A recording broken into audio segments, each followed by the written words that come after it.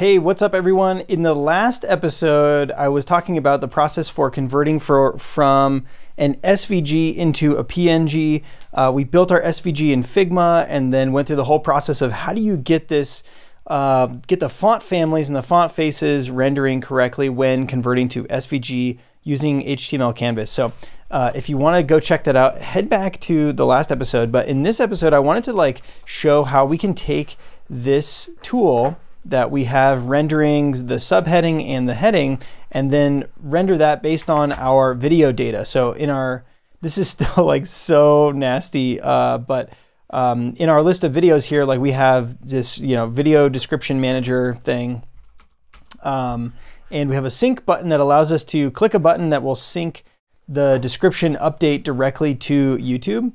And so, yeah, this is pretty interesting for the description, but I wanted to extend that so that we can use it to also generate thumbnails rather than having to manually create the thumbnails in Figma every single time. So we've got something working that will render a PNG from an SVG. The next step that I wanted to take was let's build out let's figure out how to take that thumbnail PNG file and then I don't know. Yeah, should we try uploading directly to the YouTube API? I don't know. So let's see.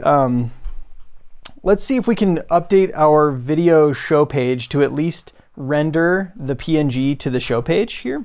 So let's see. How do we want to do this? Or should we keep it as a separate thing? So right now, if you go to /thumb, that will render just our basic thing here. So let's go to the videos controller and make our thumb thing dynamic. So if we say def thumb, we didn't have an action before, we just had a view.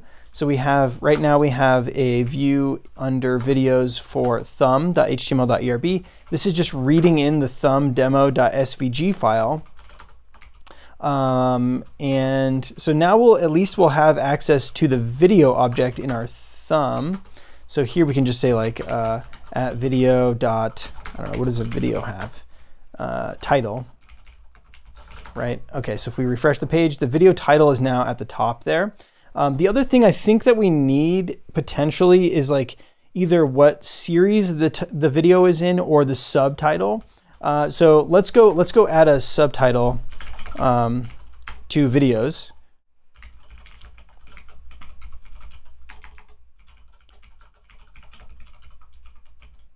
Okay, so add subtitle to videos and then give it subtitle. When you're generating migrations, if you use this pattern, sometimes it's a little bit of black magic to get it perfect, but I think if the name of the table is at the end and then you give it the list of fields you want to add, it'll automatically add those following the default pattern. So we're going to add a new column to videos called subtitle, rakedb migrate. Let's see if this works. Cool. And then, oh, Xcode wants stuff. Sure. I'm sure it's legit. Okay. All right. So the next thing we want to do here is go to our thumb.html.erb and let's also render the at video.subtitle here. And let's go to the video form and make it so that we can enter in a subtitle. So we've got the name. What is this? Oh no, wrong form. Videos, edit, and we've got a title. Let's give it the subtitle.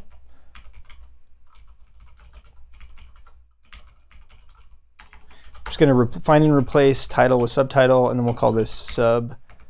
I don't know. I don't actually know. Is it 2 words or something? I don't know. Hard to say.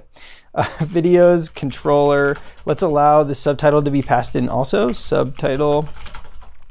Okay, so now if we come back to our videos /4 and we click edit, now we have a subtitle. So the title here is actually going to be data modeling with active record for video automation tool.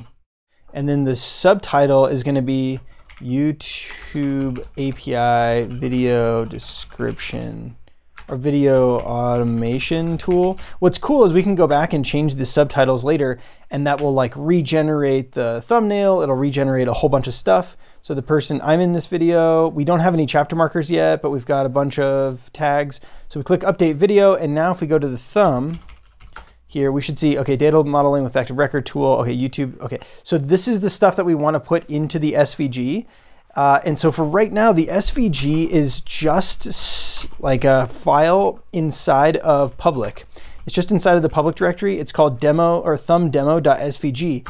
And in here, we have our SVG content that's being rendered out. What I think we want to do is move that into be like svg.erb or something in order to like try to render this out. So let's see, videos. Let's add thumb SVG or thumb dot, yeah, let's see, thumb svg.svg.erb.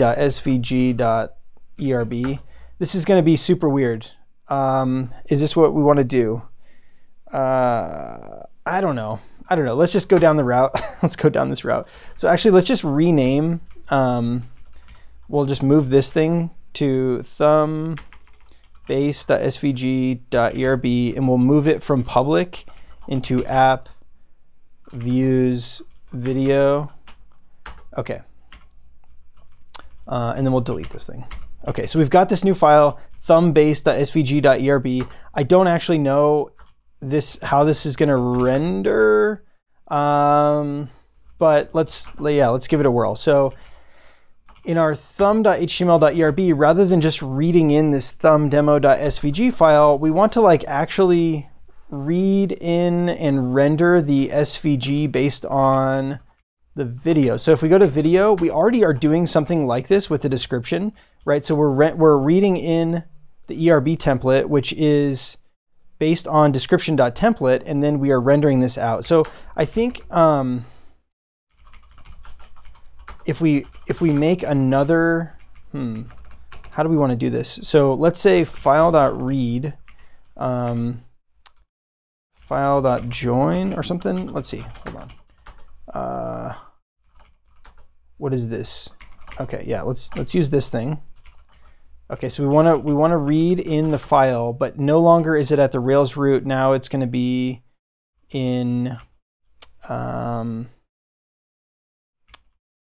Rails root app views videos thumbbase.svg.erb. Okay, we don't need this HTML safe business anymore, and now we just need to say like template is equal to this thing. And then I think we can take this same sort of binding and render out the new template. So instead of description template here, we're going to say like image template. And we're going to render that out. So this is going to give us back, hopefully, thumb.svg will give us back a .svg file, or like the text for a .svg file. That we can then render out. So let's just see if we can get this to work. So here, rather than putting the actual SVG in the container, well, let's say at video.svg, what was it called again? Thumb SVG. Thumb SVG. And in fact, we probably want to just like remove the spaces and such just to make it super tight. And let's see if we can re-render this page. And okay, so that totally did not work, but it's giving us the SVG, but it's in like raw format. So I think here we need to say like .html safe, maybe. Okay, sweet. So that's totally working. Now let's improve this so that it's actually using. Let's update our svg.erb template so that it's using our subheading or subtitle. At video.subtitle and at video.title instead of the text that's hard coded there. And let's change this from subhead to subtitle just so that the class matches the name of the thing that we're using. And we refresh the page. Subtitle undefined for nil class. So, oh, you know what? It's probably not at video anymore. It's probably just subtitle, because the context that we're passing in is the binding of the instance of the video. So let's see if this works. Oh my gosh, it's so cool, except it's like, it's not wrapping nicely.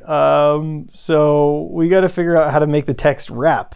So this is a new and interesting challenge, but like, okay, so let's just go, let's make it a little smaller and then go back to our videos. And then if we pick like a different video, no, that's a different one. That's weird. Okay, let's see. How about like send in Ruby? And then if we edit send in Ruby and we say like the subtitle is Ruby meta programming, and the title is object #send, and then we say I'm in it, update video. And now if we go to videos 12/thumb, boom, Ruby meta programming object send, and then we could just like save this image and use that as our thumb if we wanted to. So it's so cool. It's like dynamically rendering our thumbnails as expected. So that's super cool. So I think now that I'm thinking about it even more, I think we might want to have a different title for the image, maybe, or like an override or something. I don't know. We can get to that later. So let's go back to our video that has like a really long description here, data modeling for active record. And let's see if we can get it to wrap like this. Okay, so we need to go, whoops, to thumb. And we need to figure out how to make text wrap in SVG. So like, let's see, SVG text.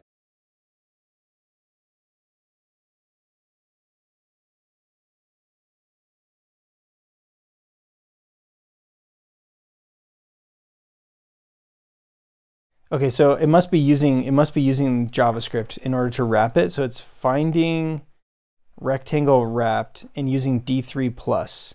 So, I don't know if that's gonna work, but I am not a huge fan that, okay, the reason why I'm not like super confident that we should do this is because, yeah, I mean, when it goes to, I don't know, let's just try it.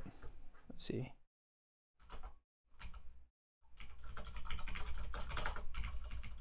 When it goes to wrap it, I don't know if the JavaScript is going to execute and if we're going to run into the same issue that we ran into with getting the text to render. So then if we just say like, give me the class for, or select.title and then draw, let's see, refresh. Okay, so that actually did work for the SVG and for the other images. Okay, so that'll totally work. Okay. Very cool. This blocks thing is actually pretty sweet. All right, so now what we need to do is figure out what a good width would be for this text block, inspect, and then so let's see. So we find our text block, and then if we give it a width, and let's say 900 pixels or something, does that give us more space? No. Oops. Okay. And like as we're messing around with it, now it's a little bit more challenging to experiment because D3 is changing the layout and such. So like even if we make this bigger, right? Like yeah, like so those are already shifted. So if we make the width like 1920 and so yeah, that doesn't help us. Okay, so let's keep going. Let's dig into this D3 tool to see how we can make this work. Rect wrap. Okay, so class wrap y is 50 pixels. Okay, so the X and Y should just give it the position. I don't see a wrap class, or I don't understand why we need that, but let's just try adding it. and see if that changes anything. I didn't think so. Okay, we're going to delete that. Okay, so why doesn't this go further? Inspect. Okay, so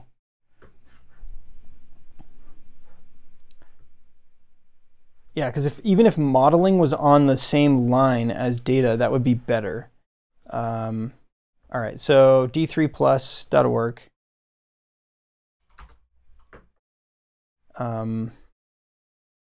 Documentation, and the thing that we're using is text wrap. Oh wait, container, wrap text in a single rectangle. Okay, so I wonder if we need a container. Yeah. Wait, what? Okay, so if we're looking at this, is the rectangle is not even wrapping the text. That's so weird. Okay, so, or rect wrap, that is the text. Okay, so it is wrapping it around the text. So that's fine. Okay, so text wrap. Okay. Okay, it looks like width is one of the arguments we could pass. If the value specified sets the width limit, okay, so then if we try calling like dot width on the builder here and say like 1920 or something, I don't know if it needs to be in integer or in pixels. Oh, look at that. Sweet. Okay, cool. So that is awesome. It's totally working. The where it's positioned is super weird. Let's try moving it to 400 or 420. No, 320. Okay. 300. And all right, so that's looking pretty sweet. Let's change this back to 300. I think it's okay if it goes over the face, right? Like if it's over the top of the image here, but if you wanted something different, I expect that you could probably do something like, all right, make the width only like 1800 or something, and then it would probably wrap a little earlier, maybe. Oh, yeah, okay, so 1700. Yeah, all right, so whatever. I'm just gonna leave it at 1920. And if it covers the face, that's totally cool, like whatever. And then we could probably give it like a max height or something. Let's see, overflow, max lines. Okay, so max lines seems good because we probably want like at most 3 lines. So we can say dot max lines 3, and then if we, oh, what? That's weird. Max lines.